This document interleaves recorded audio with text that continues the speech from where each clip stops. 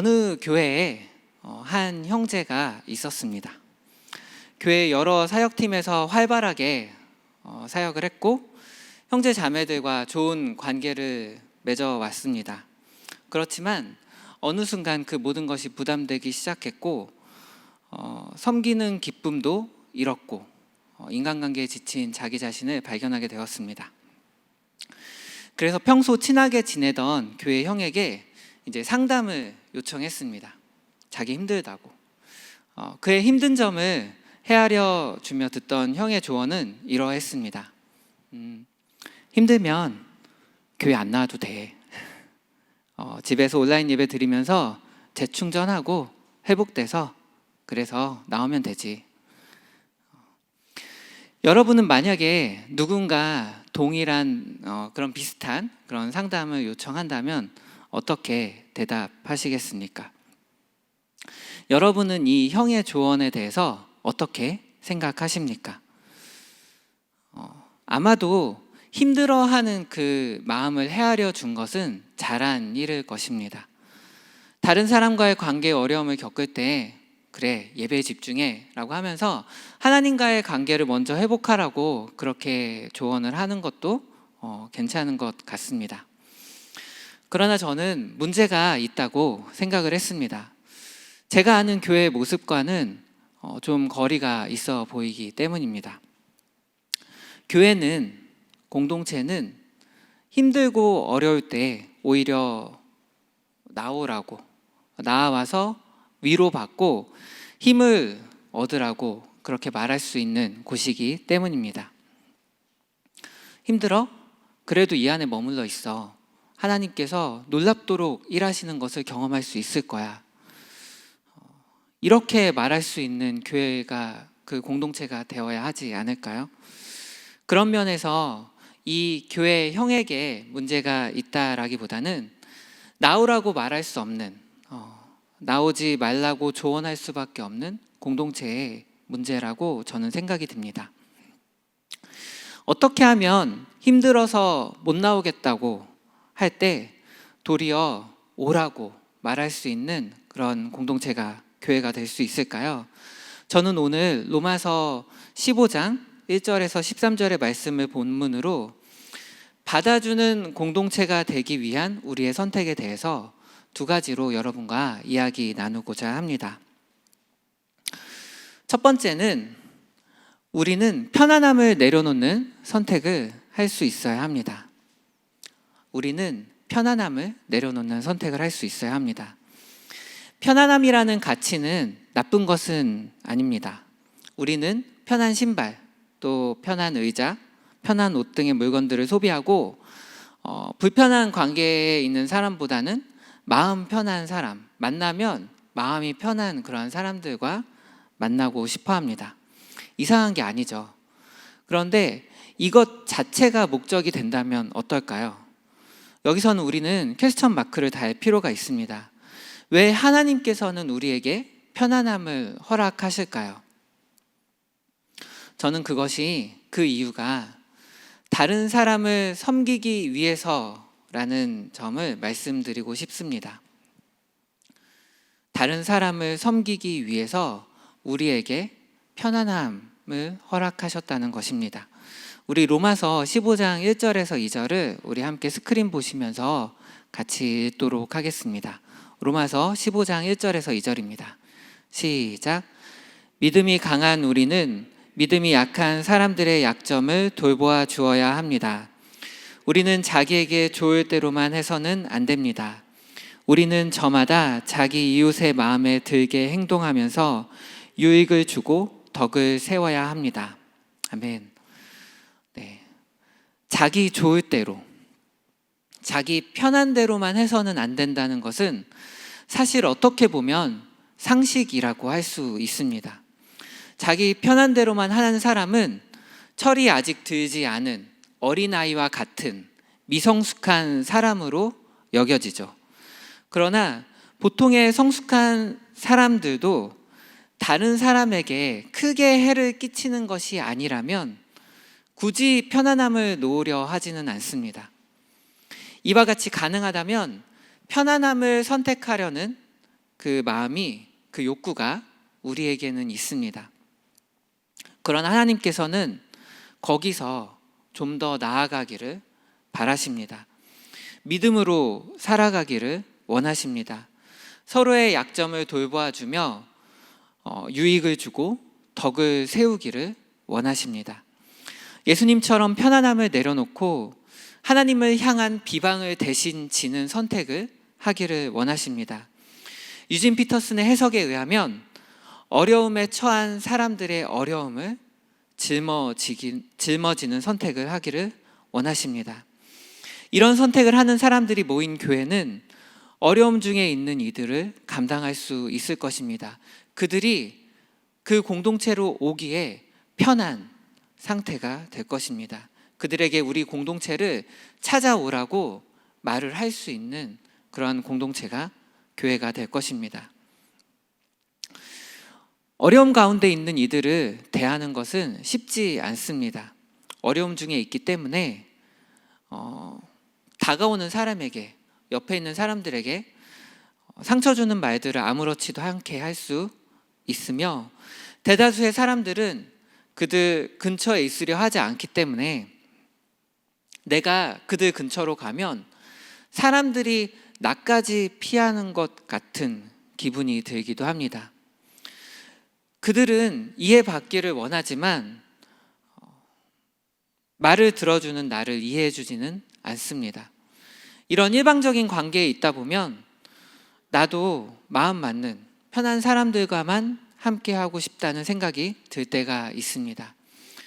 그러나 편안함을 내려놓고 편하지 않은 사람들, 어려움 가운데 있는 이들과 관계 맺기를 선택할 때 우리는 받아주는 공동체가 될 수 있습니다.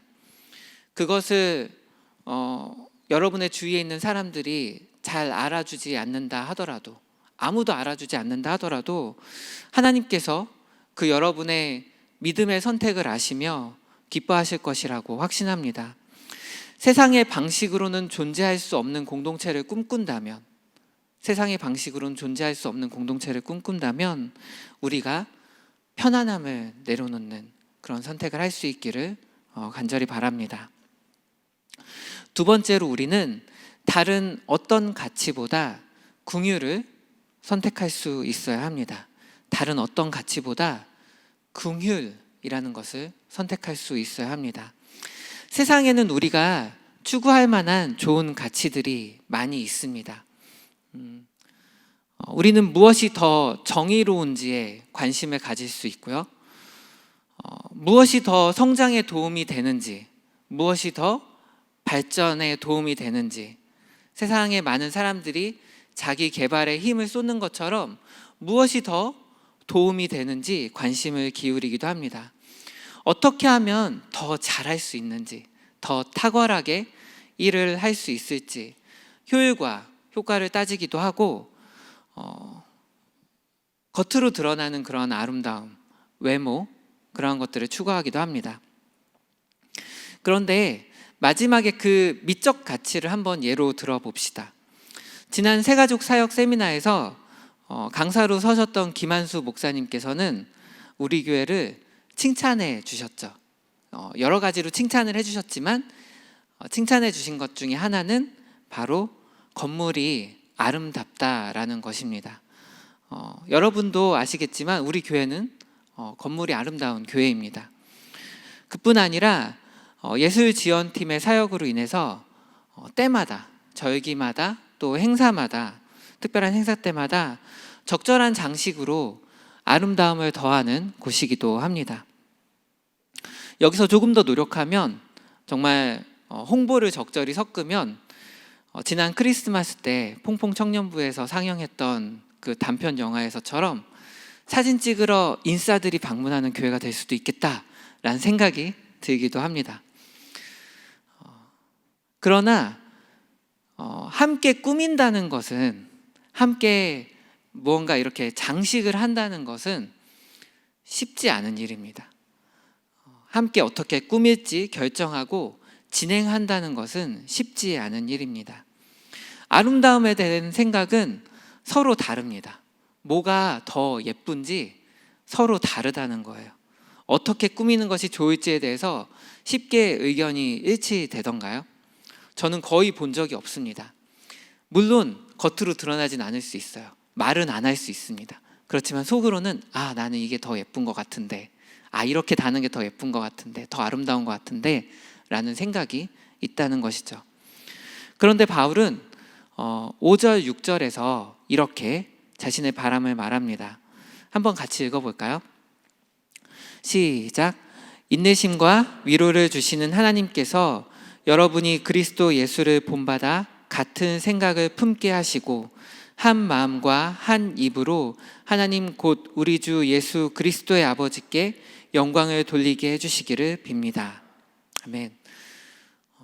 한 사람도 똑같은 사람이 없는 다양한 사람들이 모인 교회 공동체에 주시는 하나님의 말씀입니다.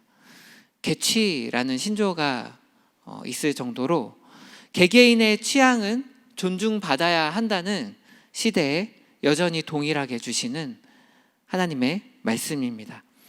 어떻게 같은 생각 그리고 같은 마음을 품을 수 있을까요? 저는 그 다음에 나오는 7절에 답이 있다고 생각을 합니다. 7절도 한번 같이 읽도록 하겠습니다. 시작. 그러므로 그리스도께서 하나님의 영광을 드러내시려고 여러분을 받아들이신 것과 같이 여러분도 서로 받아들이십시오. 아멘. 하나님께 영광을 돌리는 일, 그 일은 이미 예수님께서 하셨는데 그 하신 일이란 우리를 예수님께서 받아들이신 일입니다. 예수님께서 두 팔 벌려서 우리를 받아들이셨습니다. 예수님과 너무나도 많은 면에서 차이가 있는, 그 수준은 비교조차 되지 않는 그분의 성함과 우리의 악함은 절대로 공존할 수가 없을 것 같은 그러한 우리를 예수님께서 받아들이셨습니다. 그리고 그 이유가 가장 중요합니다.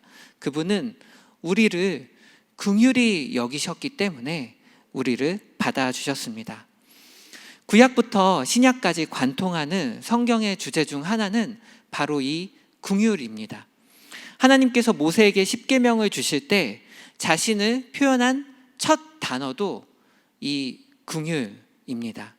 한글 성경에서는 긍휼을 자비라고도 번역을 하는데요. 출애굽기 34장 6절에서는 이렇게 말씀하고 계십니다. 주님께서 모세의 앞으로 지나가시면서 선포하셨다. 십계명을 주시는 장면이에요. 주는 자비롭고 은혜로우며 노하기를 더디하고 한결같은 사랑과 진실이 풍성한 하나님이다.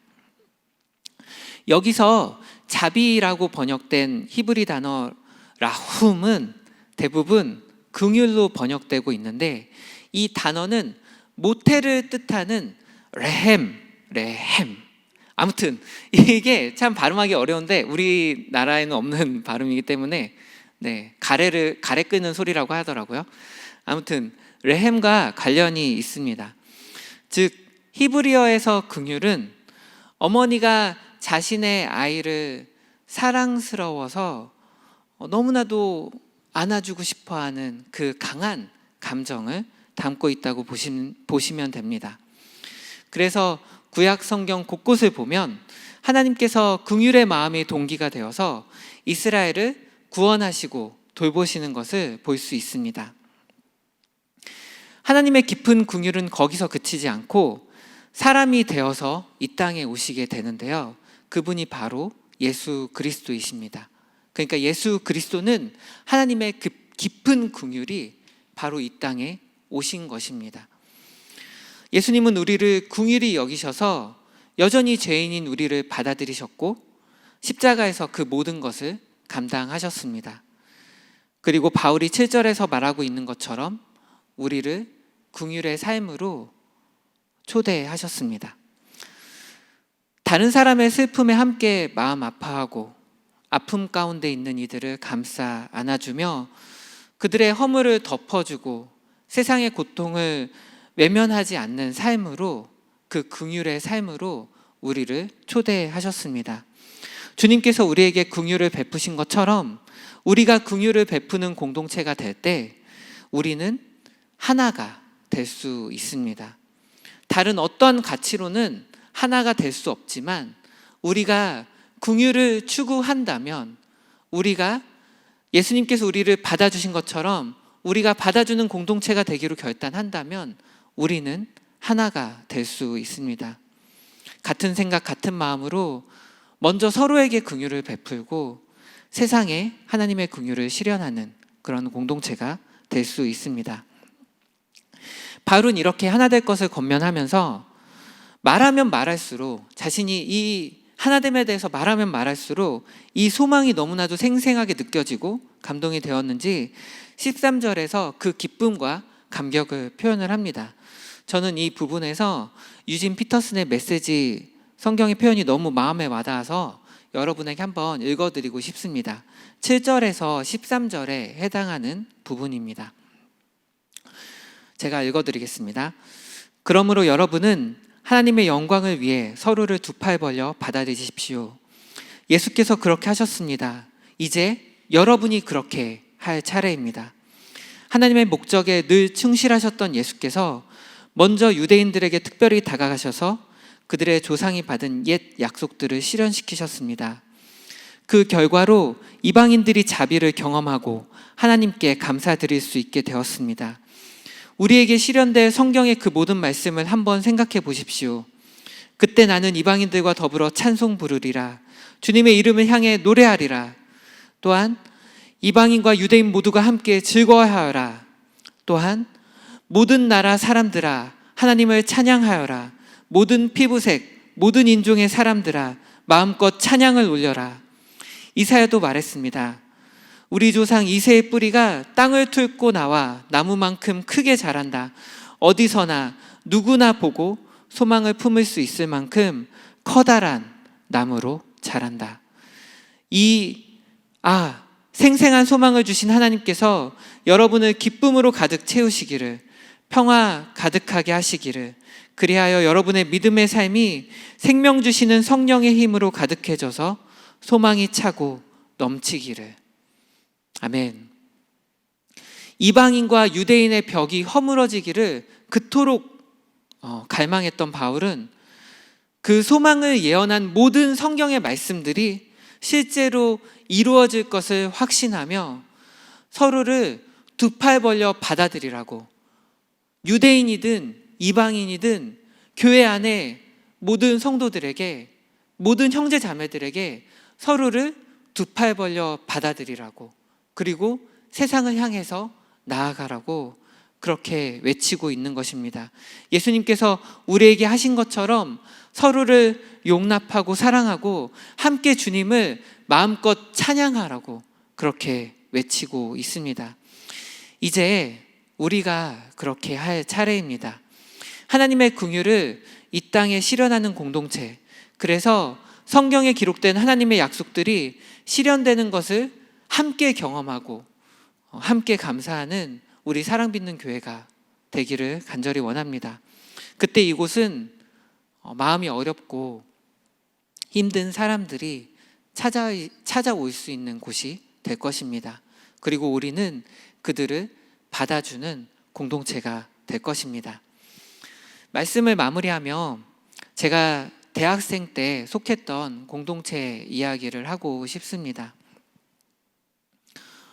제가 단편적으로 얘기를 했었는데 대부분 이 공동체에 대해서는 제가 좋은 기억들을 얘기를 했었습니다. 그런데 그곳에는 제게 좋지 않은 기억들이 많이 있습니다. 다른 친구와 다른 동기와 비교당했던, 정말 그냥 대놓고 이런 공식적인 자리에서 저울질 당했던 그러한 경험도, 그런 기억도 있고요. 오해를 사서 저에 대한 좋지 않은 소문이 공동체 내에서 돌았던, 그런데 저는 알지 못하다가 그것을 알아버렸던, 계속 알지 못했으면 좋았을 텐데 알아버렸던 그런 기억도 있고요. 방언 문제로 껄끄러워서 논쟁했었던 그런 기억도 있습니다. 그러나 이 모든 것들을 한 방에 덮어버린 기억이 있는데, 예배당 이제 구석에 앉아서 기도를 하고 있던 저를 당시 양육 담당 회장으로 있었던 선배님, 그러니까 저희는 양장님이라고 불렀는데 그 양장 누나가 기도하고 있는 저를 아무 말 없이 안아주면서 펑펑 울었던 기억이 있습니다. 저는 당시 당황스러워서 아무 말도 못했죠. 어떤 반응도 못했지만 저를 긍휼히 여기는 마음만은 전해졌던 것 같습니다. 그 어떤 문제도, 그 당시에 돌고 돌았던 그런 어떤 저를 향한 문제도 그 눈물 앞에 빛을 발했기 때문입니다. 저는 그래서 그 공동체에 계속 있을 수 있었습니다. 우리가 그렇게 했으면 좋겠습니다. 그 양장 선배님이 저에게 해준 것처럼 여러분이 제가 그렇게 우리 교회 안에서 했으면 좋겠습니다. 여러분 잘 아시는 위러브라는 찬양팀이 있죠. 그 위러브의 시간을 뚫고라는 찬양 잘 아실 거예요. 그 찬양의 가사처럼 자신의 편안을 버리고 이 땅에 오셔서 우리에게 평안을 주신 주님을 닮아서 우리의 편안을 내려놓고, 우리의 편안함을 내려놓고 편하지 않은 여러분을 불편하게 만드는 그 사람들 속으로 뛰어들었으면 좋겠습니다. 우리를 긍휼히 여기신 주님을 닮아서 다른 어떤 것보다 긍휼의 마음을 우선하는 우리가 되었으면 좋겠습니다. 주님께서 우리를 받아주신 것처럼 받아주는 공동체가 되기를 이 시간 결단하며 주님 앞에 나아갑시다.